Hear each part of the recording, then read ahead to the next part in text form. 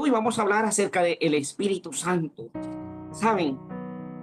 Sobre el Espíritu Santo, el ser humano ha inventado muchas teorías, interpretaciones humanas, lamentablemente falsas, que blasfeman el nombre de Dios, que blasfeman contra el Espíritu Santo. Algunos dicen, no, el Espíritu Santo es una fuerza y le llaman la fuerza activa de Dios. Los que enseñan esto, ni ellos mismos saben explicar qué es eso de fuerza activa. Ni ellos mismos lo saben explicar, pero lo enseñan porque en su iglesia les enseñaron a creer eso. Otros dicen que el Espíritu Santo es un poder. Otros aún dicen que no hay Espíritu Santo, que solamente son el Padre, solamente el Hijo y nada más. Y cuando se habla de Espíritu Santo dicen no, el Espíritu de Dios, o sea, el aliento de Dios. Y cuando se habla del Espíritu Santo con relación al nombre de Jesús, el Espíritu o el aliento de Jesús. Y de esa manera desconocen al Espíritu Santo. Pero realmente eso enseña la Biblia. No sé qué concepto tienes en estos momentos, pero quiero invitarte a que te quedes hasta el final, porque con la Biblia vamos a comprobar quién es en realidad el Espíritu Santo. Con la Biblia, no con mi concepto o mi opinión, no con lo que yo creo, sino con lo que enseña la Biblia. Y quiero invitarte a leer en el libro de San Juan, en el capítulo 16. Vamos a leer el versículo 8. Quiero decirte que el Espíritu Santo no es un simple soplo. Vamos a ver algunas cualidades o características de un ser que la Biblia enseña que tiene el Espíritu Santo. Y luego vamos a ver tres aspectos importantes que demuestran la existencia o lo que en realidad quién es el Espíritu Santo, la divinidad del Espíritu Santo. Dice el libro de San Juan en el capítulo 16, versículo 8: y cuando Él venga, convencerá al mundo de pecado, de justicia y de juicio. Es apenas un repaso. Dice la Biblia que convencerá al mundo de pecado, de justicia y de juicio. ¿Quién puede convencer a otra persona o a un ser sino otro ser? ¿Acaso de acá yo haciendo fuerza, fuerza para convencer a mi vecino, a mi amigo de lo que yo creo? No. Entonces el Espíritu Santo no es una fuerza. Entonces el Espíritu Santo no es un poder. Dice que convencerá. ¿Quién puede convencer a un ser? Solamente otro ser. Nada más un ser puede convencer a otro ser. Pero vamos a ver qué nos dicen los versículos 13 y 14 de este mismo capítulo. Pero cuando venga el Espíritu de verdad, dice, Él os guiará a toda la verdad. ¿Qué hace el Espíritu Santo?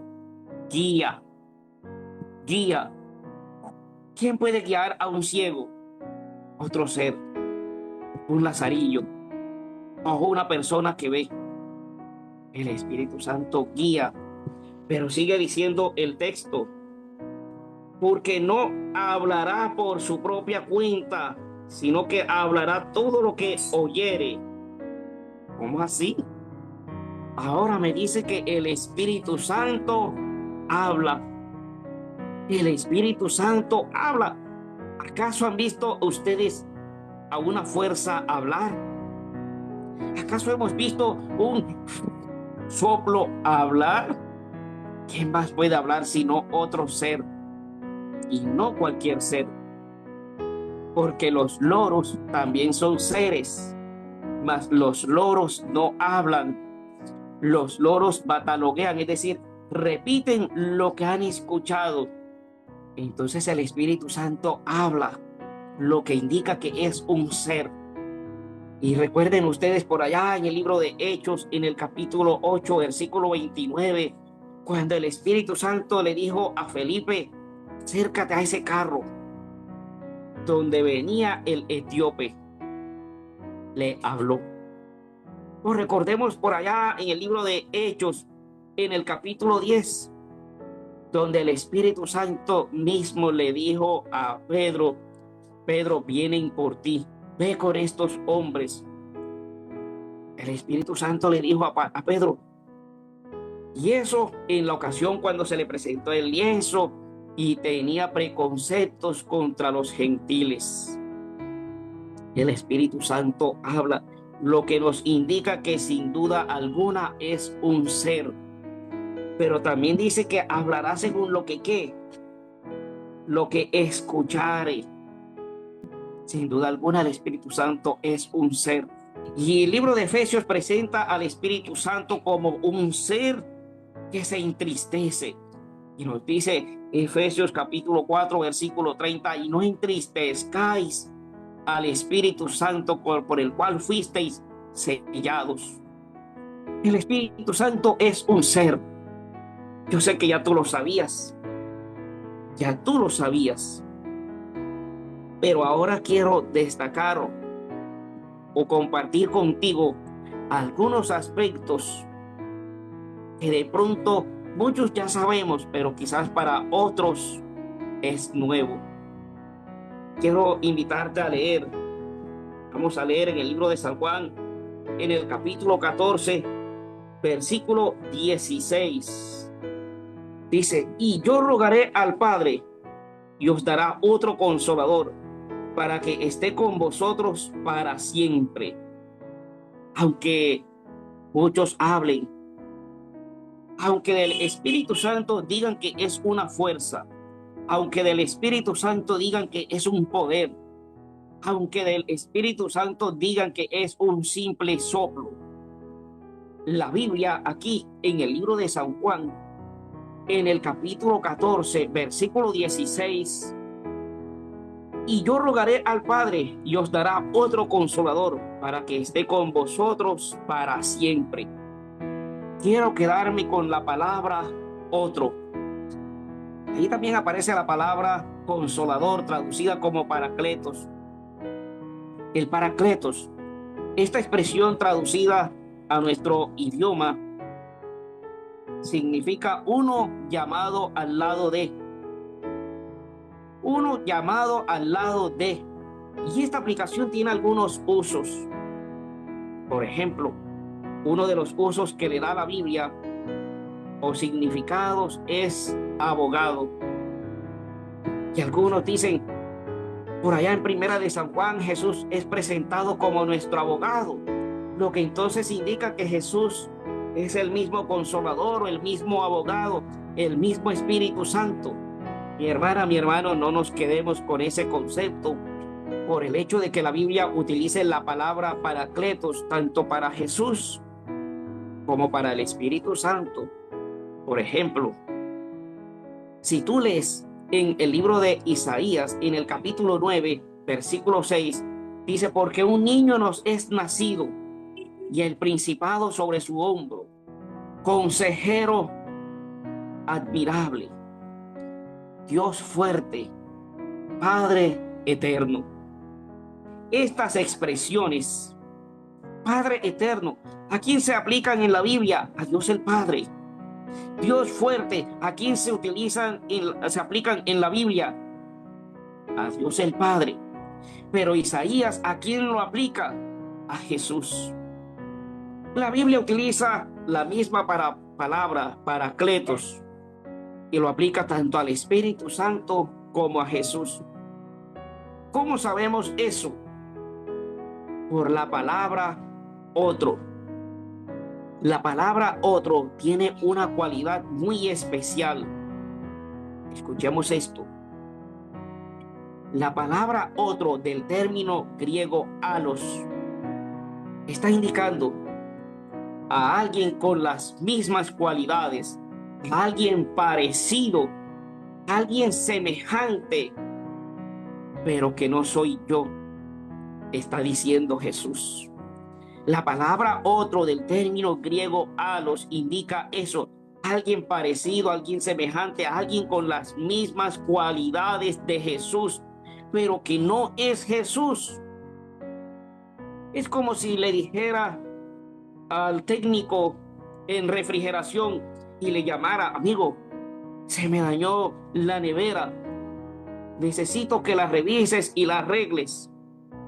Y el técnico en refrigeración me dice: mira, estoy de viaje, estoy lejos, regreso en 15 días, regreso en 8 días, pero tengo un amigo que es un buen técnico también sabe y te lo voy a recomendar. ¿Seguro? Sí, sí, te lo recomiendo, es un buen técnico. Ok, está bien. Allí se utiliza la palabra otro, o sea, alguien parecido, con las mismas cualidades, pero que no es la misma persona. Y Jesús está diciendo: y yo rogaré al Padre y os dará otro consolador, alguien parecido a mí, semejante a mí, con las mismas cualidades, pero no soy yo, el Espíritu Santo. Así que mi hermana, mi hermano, si hasta este momento alguien te ha hecho dudar o pensar que el Espíritu Santo no es un ser, que el Espíritu Santo es una fuerza o que el Espíritu Santo es un soplo, error, concepto humano, porque la Biblia claramente expresa que el Espíritu Santo es un ser, no es un soplo ni una fuerza activa supuestamente. Interesante, ¿verdad? Ahora, el Espíritu Santo es Dios. Vamos a leerlo. Vamos a leerlo en el libro de Hechos. Vamos a ir al libro de Hechos y vamos a leerlos el capítulo 5. Vamos a leerlo en versículos 3 y 4. Ananías y Zafira habían vendido una heredad y habían prometido dar toda la plata de la venta de esa heredad para el fondo común. El fondo común era un fondo que se tuvo en la iglesia primitiva, con el cual se ayudaba a los hermanos necesitados. Y ellos, para beneficiarse de ese fondo común, dijeron: nosotros vamos a dar el dinero de la venta de esta heredad. Y lo vendieron por un precio, pero a la hora de reportar la venta, dijeron un precio menor para quedarse con cierta cantidad de dinero. Habían sido un poco egoístas. Dice el versículo 3: y dijo Pedro a Ananías: ¿por qué llenó Satanás tu corazón para que mintieses al Espíritu Santo y sustrajeses del precio de la heredad? Y le dice Pedro: ¿por qué? ¿Por qué Satanás llenó tu corazón para mentir al Espíritu Santo? Y el versículo 4 dice: reteniéndola, no se te quedaba a ti, y vendida no estaba en tu poder. ¿Por qué pusiste esto en tu corazón? No has mentido a los hombres, sino a Dios. ¿A quién mintió Ananías? Al Espíritu Santo. Pero Pedro le dice: no mentiste al Espíritu Santo, mentiste a Dios. No era un simple aliento el Espíritu Santo. No mentiste a los hombres, le mentiste al Espíritu Santo y por lo tanto le mentiste a Dios. Y conocemos el triste final de Ananías y Zafira. El Espíritu Santo no es cualquier soplo. El Espíritu Santo no es una fuerza. El Espíritu Santo es un ser. Y el Espíritu Santo, sin duda alguna, es Dios. Pero quiero compartir contigo otro argumento bíblico. Leemos el Evangelio de Mateo en el capítulo 28, versículo 19. Por tanto, Id y haced discípulos a todas las naciones, bautizándoles en el nombre del Padre y del Hijo y del Espíritu Santo. Por tanto, ¿qué?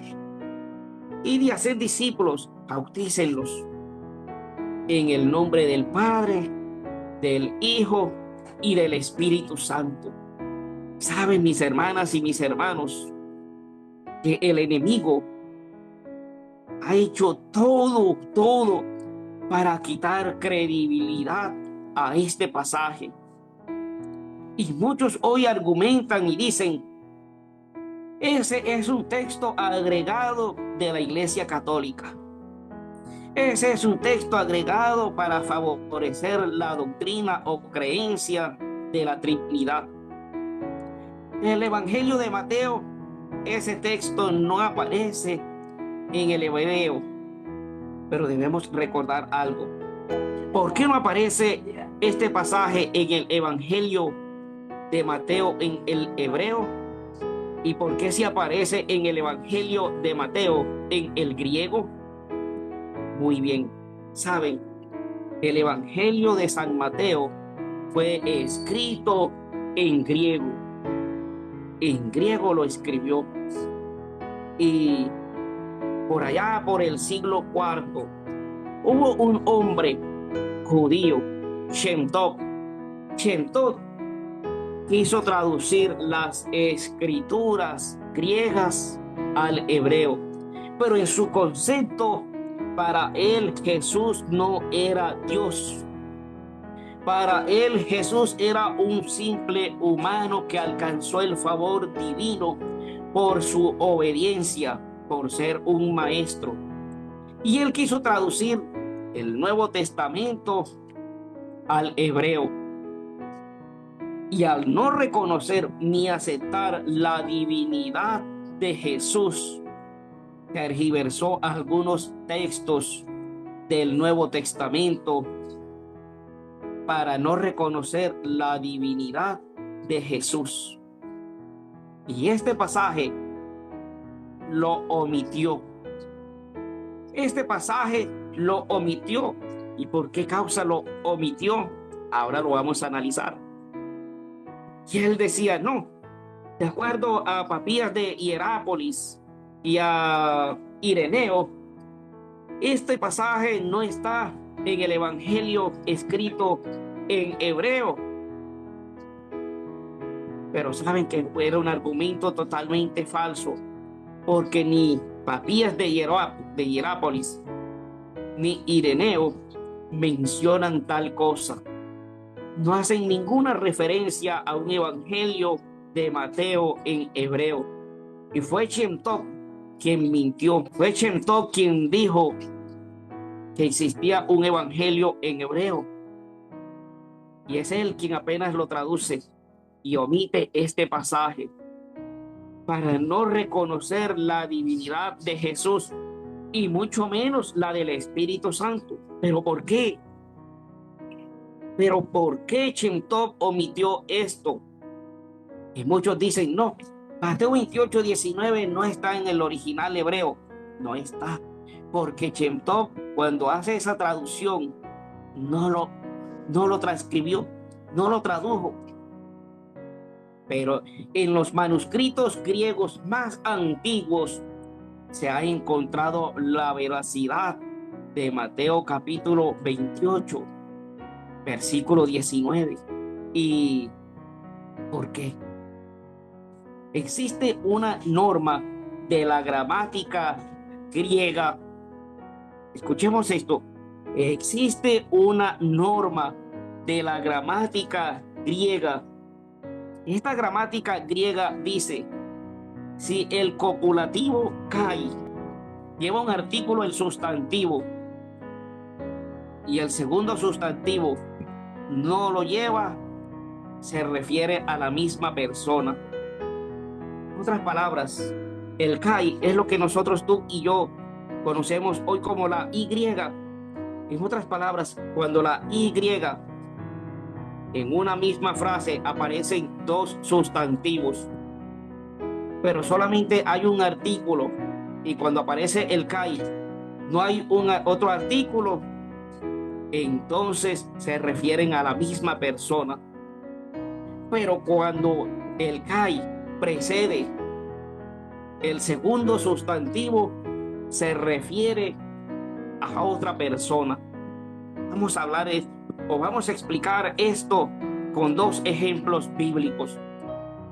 Vamos a leer en el libro de Tito, capítulo 2, versículo 13. Aguardando la esperanza bienaventurada y la manifestación gloriosa de nuestro gran Dios y Salvador Jesucristo. Aquí aparece el sustantivo. Y la manifestación gloriosa de nuestro gran Dios, sustantivo, y Salvador Jesucristo. El Kai allí es la Y. Esta expresión entonces está indicando que ese que viene en una manifestación gloriosa, ese gran Dios y Salvador Jesucristo, es el mismo.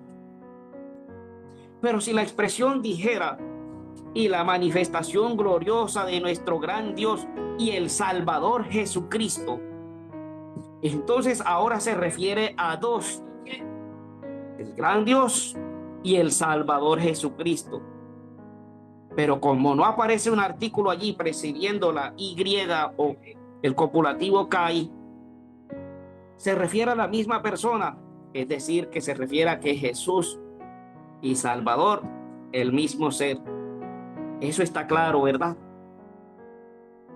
Y vamos a leer en el segundo libro universal del apóstol Pedro, en el capítulo 1, versículo 1. Simón Pedro, siervo y apóstol de Jesucristo, a los que habéis alcanzado por la justicia de nuestro Dios y Salvador Jesucristo. A los que habéis alcanzado por la justicia de nuestro Dios y Salvador Jesucristo. Allí el copulativo Kai o la Y no precede un artículo. No precede un artículo, así que si dijera nuestro Dios y el Salvador Jesucristo, allí sí se refiriera a dos, pero en este caso se refiere a uno, a Jesús. Pero cosa muy distinta ocurre en el libro de Mateo, en el capítulo 28, versículo 19. La norma Granville-Char, esta norma establece que cuando el copulativo Kai precede al artículo, está indicando a un sustantivo o a una persona diferente. Y así cuando tú lees y dice: y Jesús se acercó y les habló diciendo: toda potestad me es dada en el cielo y en la tierra. Por tanto, id y haced discípulos a todas las naciones, bautizándolos en el nombre del Padre y del Hijo y del Espíritu Santo. Es decir, que el copulativo Kai está precediendo allí y está separando, indicando que uno es el Padre, uno es el Hijo y otro el Espíritu Santo. Si dijera bautizándolos en el nombre del Padre, del Hijo, del Espíritu Santo, o si dijera bautizándolos en el nombre del Padre y Jesús y Espíritu Santo, bueno, allí estaría diciendo que se refiere a una misma persona. Pero al preceder el copulativo Kai allí a la expresión del nombre del Padre y del Hijo y del Espíritu Santo, está indicando que se refiere a tres personas o tres seres diferentes. Por eso Chen-Tok no lo incluyó, porque sabía que al hacer esto estaba sin duda alguna reconociendo la divinidad de Jesús, pero también estaría reconociendo la divinidad del Espíritu Santo. Mi hermana, mi hermano, si en algún momento te has visto tentado a dudar de la persona del Espíritu Santo como un ser, si te has visto tentado a dudar de la divinidad del Espíritu Santo, la Biblia es clara. El Espíritu Santo es un ser diferente al Padre, diferente al Hijo. Son tres: Dios el Padre, Dios el Hijo y Dios el Espíritu Santo. No dudemos de la divinidad del Espíritu Santo, porque es el Espíritu Santo quien nos convence a nosotros de pecado. El Espíritu Santo es quien habla a mi conciencia cuando peco, cuando miento, cuando robo, cuando me lleno de orgullo, me lleno de resentimiento, de envidia, de odio, cuando en mi corazón hay maldad, cuando estoy actuando mal. Es el Espíritu Santo el que llega a mí y me convence y me dice: arrepiéntete porque has mentido, arrepiéntete porque has robado, pide perdón a Dios. Es el Espíritu Santo quien nos convence de pecado. Es el Espíritu Santo el que nos habla a nuestra conciencia y nos lleva al arrepentimiento y nos lleva a pedir perdón a Dios. Si en algún momento de nuestras vidas hemos blasfemado y hemos cerrado nuestro corazón a la voz del Espíritu Santo, hoy, mi hermana, mi hermano, el Señor te llama a ti y me llama a mí a arrepentirme de mis pecados. Ahora que la puerta de la gracia está abierta, no importa lo que hemos hecho, no importa a qué tan bajo hemos caído, todavía hay oportunidad. Todavía la puerta de la gracia está abierta. Todavía el Espíritu Santo está allí para tocar nuestros corazones y desea convencernos. Si el Espíritu Santo te habla y me habla, no cerremos nuestros oídos a la voz del Espíritu Santo. Vayamos al Señor con un corazón sincero y arrepentido y pidamos perdón. Esta es la única vida que tenemos. Es la única vida de oportunidad que tenemos para decidir por la salvación. Yo y mi hermana, mi hermano, el Señor nos llama a decidir por la salvación.